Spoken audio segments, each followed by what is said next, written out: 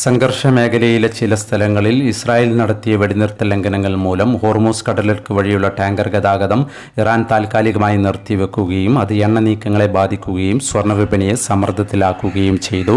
അതേസമയം അമേരിക്കയും ഇറാനും തമ്മിലുള്ള 2 ആഴ്ച നീണ്ട വെടിനിർത്തൽ കരാറിന് ശേഷം ദീർഘകാല കരാറിനായി ഇരു കക്ഷികളും പാകിസ്ഥാനിലെ ഇസ്ലാമാബാദിൽ ഉടൻ മുഖാമുഖ ചർച്ചകൾ നടത്തുമെന്ന് പ്രതീക്ഷിക്കുന്നതായി US പ്രസിഡന്റ് ഡൊണാൾഡ് ട്രംപ് പറയുകയും ചെയ്തു. ഇന്നലെ രാവിലെ സ്വർണ്ണവില പ്രഖ്യാപിക്കുമ്പോൾ അന്താരാഷ്ട്ര മാർക്കറ്റിൽ ഔൺസിന് $4,800 പരിധിയിലായിരുന്ന സ്വർണ്ണവില ഇന്നലെ രാത്രി വീഡിയോ ചെയ്യുമ്പോൾ $4,763 പരിധിയിലേക്ക് ഇറങ്ങിയിരുന്നു. എന്നാൽ പിന്നീട് വിപണി വീണ്ടും താഴേക്ക് ഇറങ്ങുകയും ഇന്ന് $4,713 പരിധിയിൽ എത്തി നിൽക്കുകയും ചെയ്യുന്നു. ഇന്നലെ രാത്രി തങ്കവില ഗ്രാമിന് 14,980 രൂപയായിരുന്നു.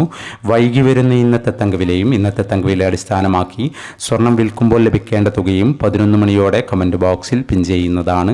എല്ലാ വ്യൂവേഴ്സിൽ നിന്നും ഒരു ലൈക്ക് പ്രതീക്ഷിച്ചുകൊണ്ട് ഇന്നത്തെ സ്വർണ്ണവില നോക്കാം. ഇന്ന് പവൻ 1,720 രൂപ കുറഞ്ഞു. ഇന്ന് 9/4/2026. പവന് 1,11,080, ഗ്രാമിന് 13,885.